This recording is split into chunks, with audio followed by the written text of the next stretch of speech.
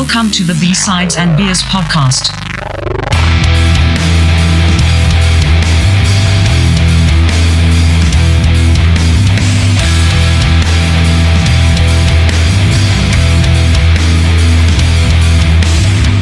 All right. We shut that off. Shut it off. Okay. Are we ready? I think we're good. All right, let's do this. Welcome to B-Sides and Beers, episode 105. Tonight we're talking saxophone in pop culture. What's going on, dudes? Hey, man. Hey, dude. Hey, dude. I wasn't sure. Saxophone. Yeah, I wasn't sure what the topic was going to be. Like, you know, It's so broad. Yeah, it is. Thank you. And that's kind of like part of what I was going to talk about too, is that it's just so broad.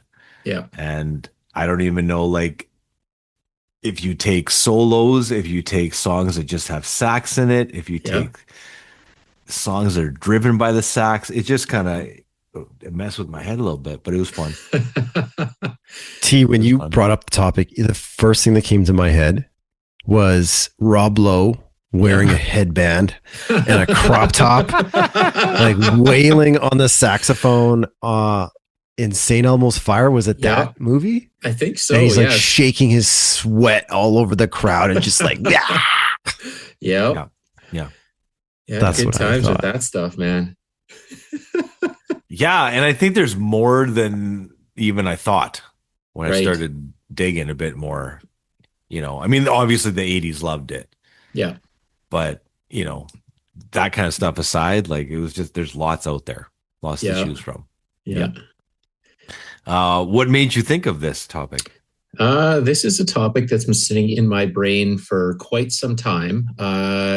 It's one of those things that have just kind of always been in our lives, I guess. Being born in the 80s, it's always been around as a thing, either as something serious or a joke or whatever.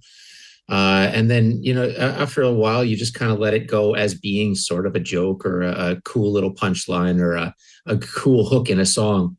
And out of nowhere, I went to see a band called Monuments, and this probably around 2012, maybe 2013, something like that. Yeah. And so Monuments is a progressive, technical progressive metal band. And at the time, they had a singer named Chris Barretto.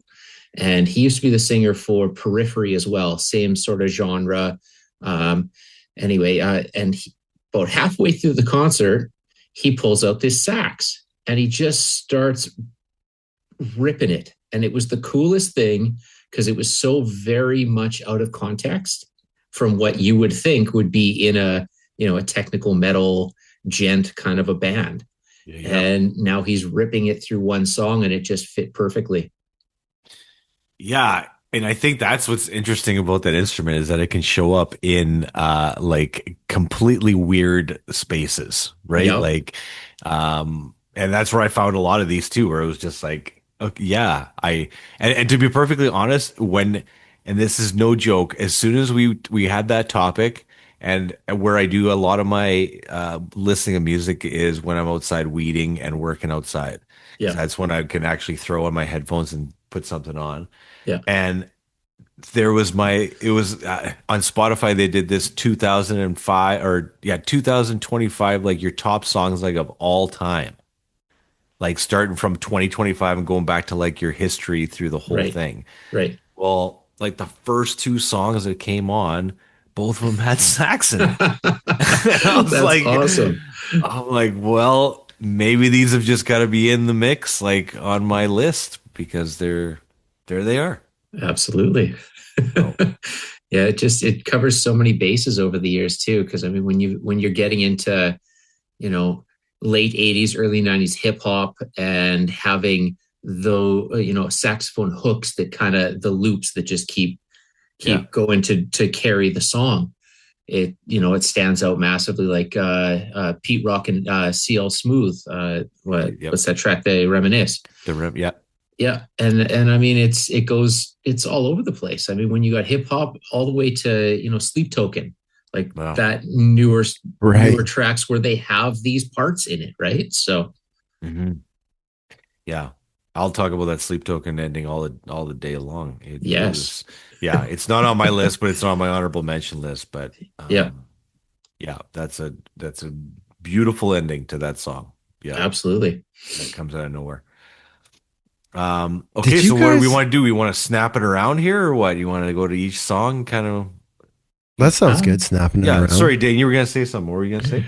I mean, maybe we can talk about this a little bit later on, but when I started doing research for this project, I thought, I was sort of like thinking to myself, well, the saxophone has died out. Mhm. And like now you guys are talking about, okay, well, there's tracks that are in the you said top 25 of all time. I cut out there for a second. Right. But Yeah. Flip, I think you said the top songs ever. And like the saxophone, it has been around, it has not gone away. But I just wanted to sort of like bring that in before we get into the examples because it's not true. And I don't know why I had this like weird preconceived notion before like getting into the research. But Yeah. anyway. Yeah. Yeah. And I think too, like even kind of what I said at the beginning, like there's even songs where the sax is like carrying the song like a guitar is rather than like standing out as a like a, careless whisper solo, right? It's like it's just there. It's chugging along, right? Like Yeah. that's the other thing about that. So yeah. It keeps going, man. Like how far back has this instrument gone? Like if we're talking about like in popular music, if we're talking like in jazz and stuff like that, if we're talking like the 40s and stuff, like it keeps going. It was huge in the 50s, like Yep. massive in Yeah. the 60s, Yep. massive in the 70s, probably the biggest at the height of its popularity in the 80s. Yeah. This is an instrument that has endured along with, lots of other instruments, obviously, but like another one that's just kind of been slowly going underneath the radar. And they can do jazz, it can do classical, it can do rock, it can do any kind of music you want. It's versatile. Anything. Exactly. Anything. That's right. And it Even- can completely change the mood of a song. Even things you don't even know about. Totally. Right? It just provides so much. Okay, so who's going first? Whose birthday is it next? Dane, you're up. I'm up. Okay, cool. So again, there's always the pressure when you start this project. Like, I got to find the most original, funny, best example ever. And like, You don't have to do that though. That's not the expectation. that's just Like, my insecurities coming through. I always. oh, like, okay. Well, I'm cool. I don't judge. So obviously, I like the first thing was like St. Elmo's Fire and like Rob Lowe, and that scene is amazing. If you haven't checked it out, there's one point the sax is playing and his mouth is not on the instrument. It's so awesome. The saxophone plays itself. Magic. Unreal. Magical. But so I got a band, and I guess you could take a look at the first couple albums. So Mr. Bungle, yes. tons of sax, and like I kind of I was looking at obviously, okay, so what happened? 80s were great, 90s kind of did whatever. So I was looking for like a crossover into metal or rock, and then Mr. Bungle came up, and I was like, of course. Yep.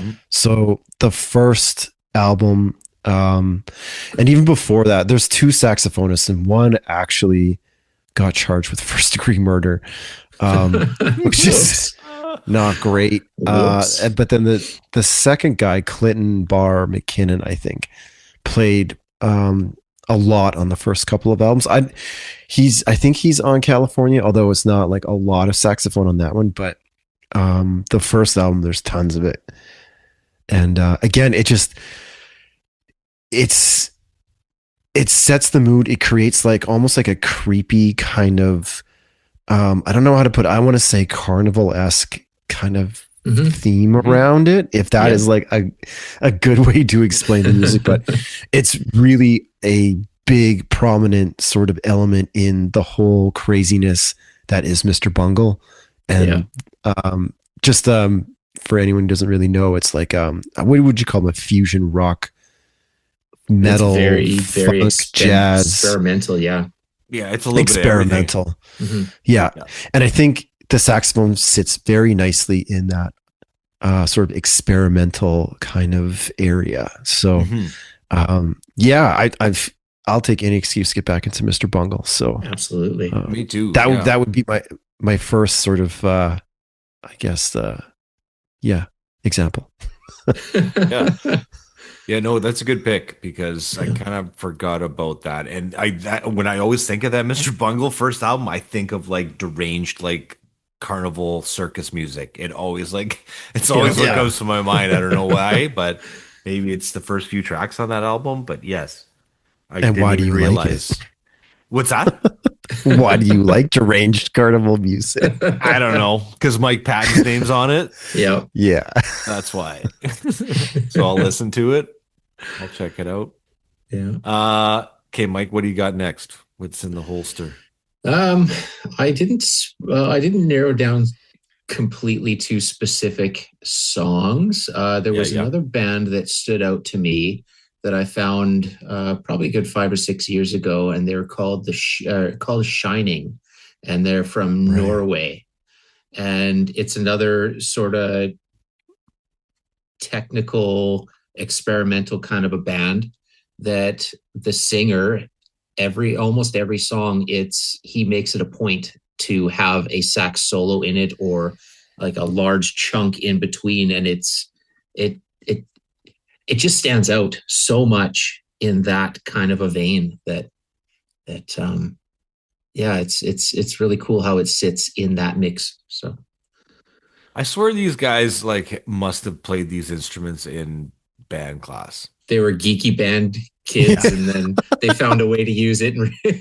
Yeah, it was like Dane and I like just making it big, and then just playing like, I want to put trumpet on this song or whatever, Absolutely. right? Like, because I know how to play it. Yep. Not very, but that's the thing. You got to be good at it. Like you can't just wing it.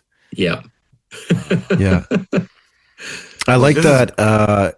You sent a clip over, I think, right at the very beginning when we started. Yeah, they're super cool. It's like, that's a really cool, like if that dude played sax in band class, like he turned cool. Absolutely. Yeah. Yeah. I think there's like also a side category too here of like what kind of sax. Oh yeah, I guess. You know, because like, yeah, I was even looking up, like I was getting as technical as like baritone sax solos and like different stuff in there, right? And like the number one song that I thought of when I started thinking of this was the Radiohead, the national anthem. That was absolutely came into my brain. Yeah, and I was like, Kid 8, like 2000. Yep. Second track on the album.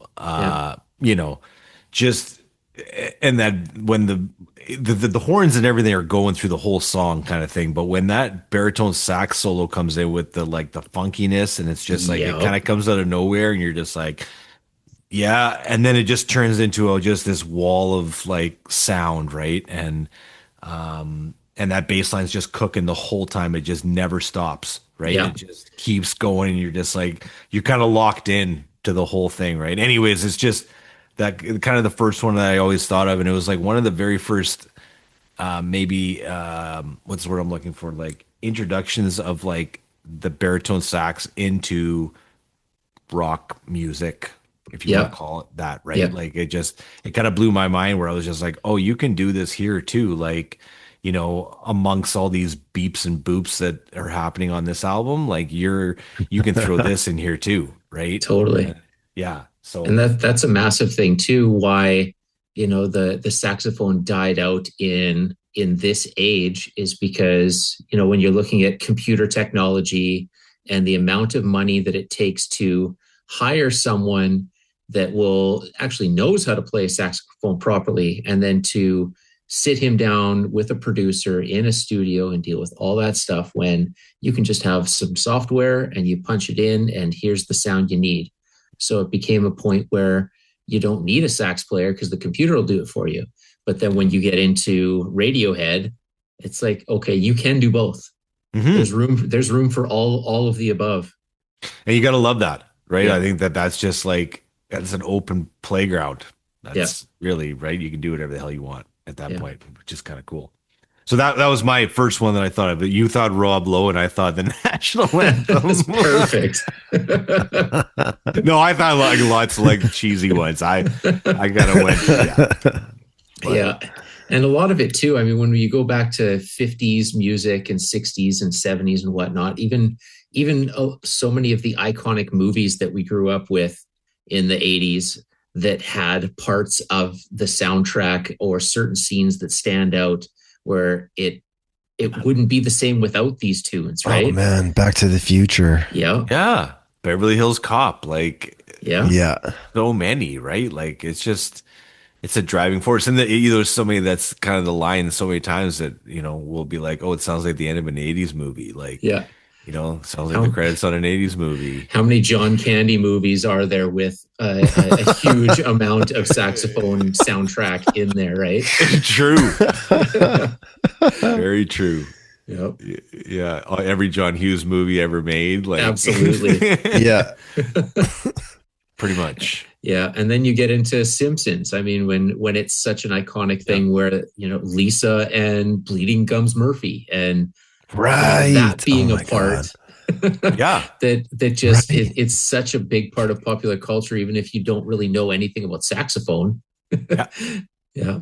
Yeah, it sticks out. Yeah, no, for sure. It kind of brought it to the forefront during that time as well, right? Yeah. I'm guessing a tenor sax. That's my guess. Probably. Yeah, probably. It goes pretty low. It could be Barry sax too. Yeah. Saxophone. It was tough to get good Barry sax players in the band though. When I was teaching band, like once you got one though, Really? it was just it was magical when you found one though. It was like, What do you think it was? Because they're so like almost a novelty size of saxophone, or like nobody wanted to take that thing home, right? Or you can't put that thing in your locker, right? And bus drivers won't let you take it on the bus. And like, there's so many times I fought with them just because they wouldn't let those things on the bus. I'm like, come on. Crazy. Same thing with the tuba, like the double B flat tuba. Like nobody wanted to take that thing home, right? Like, but when I had a good player, they were good. It was only two guys in the whole time, but they were awesome. So They had parents with minivans. pretty much, That's the only way they could get it home. thing was a tank, but Yeah. it was gorgeous. It was just massive, though. Yeah. Anyways, takes me back. Okay, Dane, back to you. You got some more? Unless we want to just keep talking, because if we don't have like individual songs, we can just roll with it too. Yeah, that works. Well, I got a good one, like just sort of leading off the baritone, because like again, I had this like vision in my head that it was like a tenor sax, like that, or there's tenor and then there's alto and alto's the tiny one, right? yeah. And then But usually soprano, it's like the you Kenny think- G. Yeah. The Yeah, Kenny you Gs. think of like, yeah, right, like Bill Clinton on the tenor, like that. Yep, that is like absolutely. the sort of like iconic shape Yep. that you think of. But like the baritone, there's this one band. They were sort of big on YouTube. I think it was around 2016. Too Many Zeus, and it's basically a guy on baritone, a dude on like, it's basically just like a lump of drums. There's like a all sorts of shit sort of like screwed onto it and whatever. It's cool because he knows how to play it. And then a dude on the trumpet, and it's just like busking music, but it's done really, really well. Yeah. And they got noticed, and they backed, who did they back? I'm not sure, a bunch of like famous people. And then they wound up going on tour, and I saw them in Rotterdam, and it was really, really fun. And the baritone sax is it has a lot of range, and you think that instrument wouldn't, right? Like you think it's just sort of like low, you can't really get a solo out of it, but these guys, they just have so much energy that like it's at the forefront for sure. And he's doing everything with it. It's a really cool band and like a really cool example of like what you can do. I'm listening to it right now. I've been listening to the whole time you've been talking. Yeah. It's awesome. And you're just like, it's yeah, like, and it'd be fun it's live. really cool. Yeah. That'd be Yeah. fun. You just sort of like do your own, it's kind of like, it's not ska, but that you just sort of dance to it. Like you just sort of make it up as you go along. Yeah. Mhm. Yeah. You can't not dance to it. Right. No. Yes. You can't not do. See, this is I good. totally forgot about them. Yeah, this is like a bit of a discovery episode now. This is fantastic. Yeah. Yeah. I've got a few things that I've already looked up. I've looked up Shining. I looked up going back to, and then Tume Zeus. I didn't know about this. This is good. Yeah. There you go. You're welcome, everybody. What we do here. That's why we do this. That's why we do this. Yeah. Mike, back to you.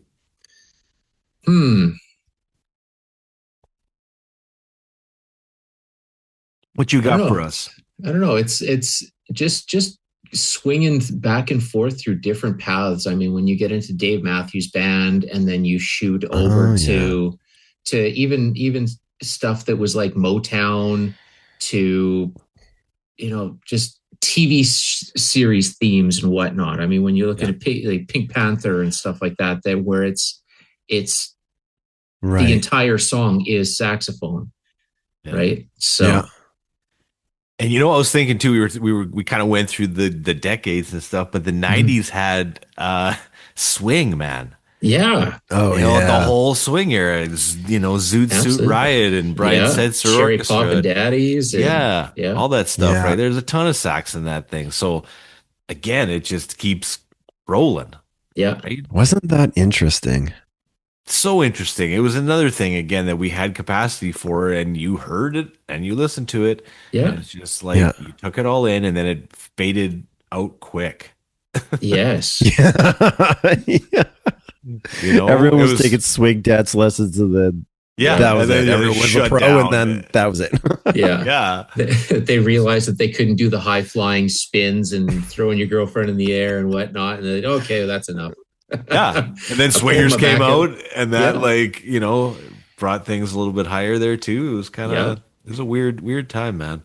It's just to see what feeds the next cycle of is the big thing. I mean, when it starts off in the late 1800s as being created to do a specific job and to sound louder and bigger than any other horn that they had, to get into jazz to a level where it was the biggest thing, and then it died out, and then it came back as something else, and then it died out, and then it came back as a hook, and then it got it's a very interesting instrument that can just keeps not necessarily reinventing itself, but just finding a spot, which is super cool.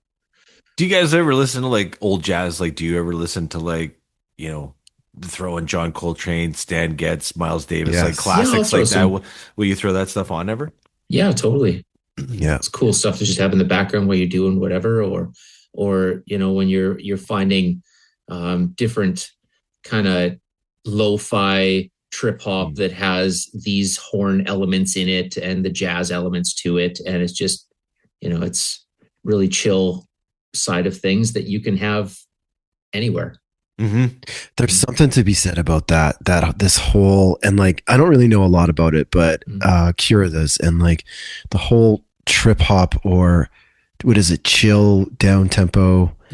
Anyway, there's genres within genres for sure, but like there's even like when you go on YouTube, you can get 3 hours of like Bart Simpson, just like his eyes are all low and red, and he's got his arm at the side of the car, and he's just driving for 4 hours. But that's like a famous like chill beat set that everyone knows. And then the other one is like the girl studying in her bedroom, right? It's like almost like an anime sort of whatever, and she's just, her cat's there, and she's got tea, and like she's studying, and it's got 10, 100,000 million views on it. And it's the same formula. Like it's basically it's just 4 hours, and like the songs change. Like there's definitely like the melody changes up, but it's just like a very solid sort mood of focused. Down tempo. Mood focused type of thing. There's no like lyrics or anything. There's no one singing. It's just like maybe some sax in the back, very minimal drums, and like lots of sort of airy kind of sound effects, sound like rain or something like that. It's interesting, and it's incredibly popular. Yeah. Anybody can probably make this. I'm assuming this is just generated, like probably. I mean, yeah. But it's still cool. I mean, if it's done right, why not? Yeah. When you get into it, like, hold on. I bought one of these because I wanted to make it. I wanted to make. Yeah. Yeah. So this is just like, it's a 64 megabyte sampler composer. It's by Teenage Engineering, and it's a lot of fun. But when you get into it, like what they actually do, where you would actually sample something and then modify that sound, put it into the mix. Yep. There's all sorts of technical stuff, and it gets really technical really fast. It doesn't sound like it, but holy cow, it's really interesting once you kind of get down that rabbit hole. Oh, absolutely. I got into a lot of the, I found some sites that were breaking down like Prodigy songs, where it's like when you listen to Voodoo People and it breaks down, okay, this is where this sample comes from, and it plays that little sample, and then it shows how it's used, and then it shows the next sample and how it's used, and on and on and on. And you think it's just someone, like nowadays, someone would just make that in a computer or tell the computer to do that with AI or whatever.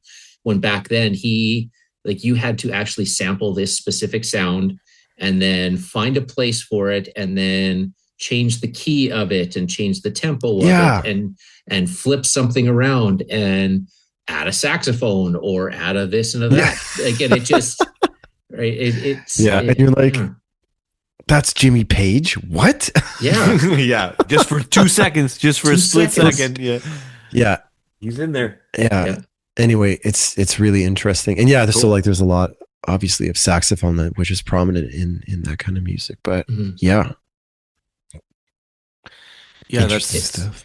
It's cool that it's not a massive top 40 thing anymore, but it's nice when you get to hear, it's not like I have to hear it. It's like I get to hear it.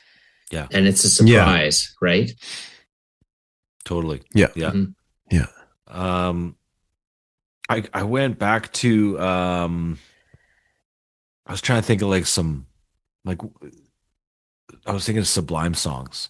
Mm-hmm. I was like, there's got to be some sax in there. And then I kept thinking of this one song where it like kicked right in the beginning and I couldn't find it.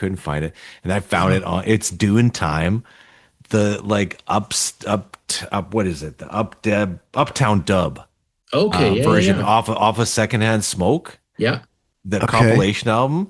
And it's just like, it kicks into that like sax solo kind of right off the bat. And it's just like an upbeat version of Doing Time that they released on this compilation album. So, and I totally forgot about it and went back to listen to the entire album again. And it was like, it's just like a collection of like, they had an obligatory, they had to fill the contract. So they had to, and I found this out too, because they had to. Really? Yeah, they made him, after he died, they said that they weren't going to do any more albums. And MCA held them to the contract and said, no, we need more. So they came up with that compilation one and they were like, still need more. Like, you still need to do more because the contract is fulfilled. So they did the Dub Long Beach All-Stars. They did that. So So they did those projects just to fulfill the contract because they must have signed on for like a bunch of albums before he died. Yeah. So, and now they're doing it with his son. Very cool. They got rid of Rome because they were doing it with Rome there for a while. And then, so now it's Brad's son.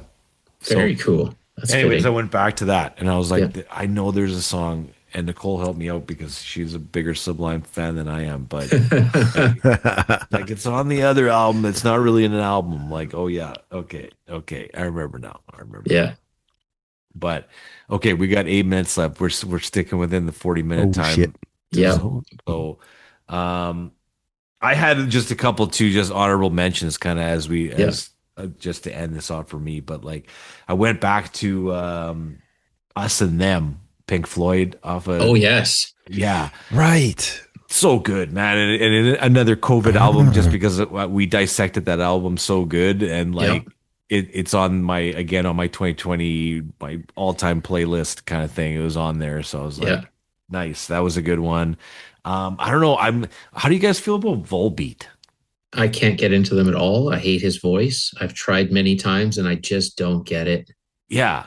Okay. Well, there's one song that's got the lead singer of Clutch. He's on there, and that's another song that came on my playlist. And it Die to Live. I don't know if you guys have heard that song, but it's both of them in that track, and it's It's good. It's good. Huh. There's an awesome sax solo in there too. So that was the other song that came on there too at the same time. Plus, last one is Roxy Music. If There's Something Yeah. by Roxy Music, What is 1972. that?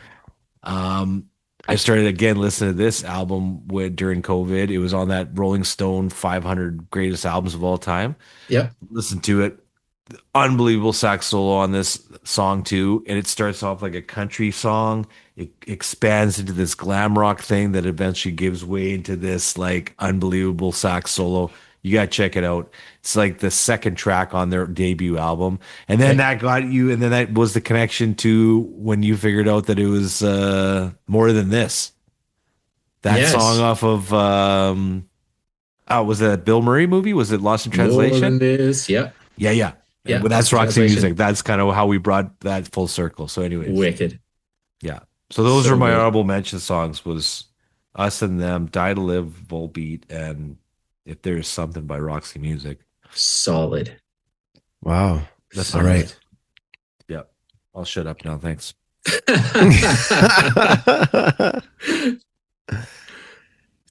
T, you got honorable mentions? You got anything? I don't.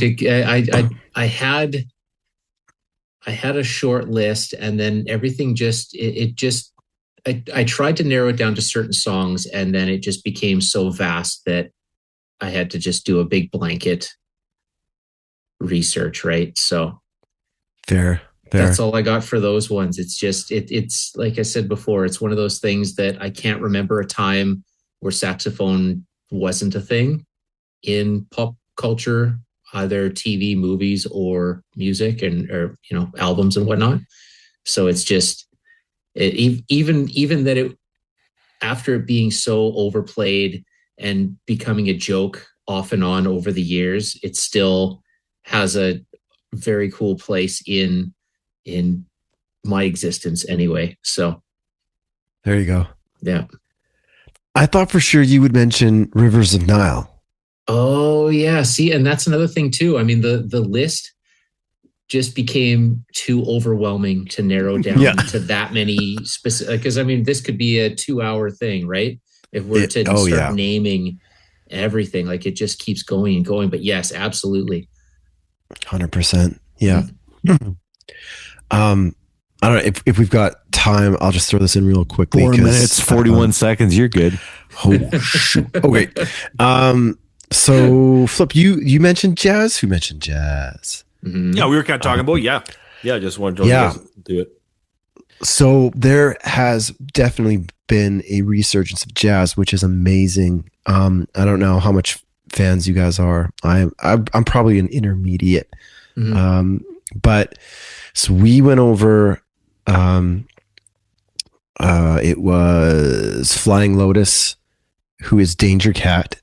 Yeah. He plays with a guy called Kamasi Washington, who was also on a bunch of stuff, actually. So To Pimp a Butterfly, he's done some Snoop Dogg stuff, but he's kind of part of this new jazz revival stuff, which is amazing. I mean, if you're in the headspace for that type of stuff, another one that we were contemplating on doing was Yusuf Days, and he's like an experimental jazz drummer. Mm-hmm. And so this is all like South London stuff, which has kind of become popular around the 2010s and I think has continued on.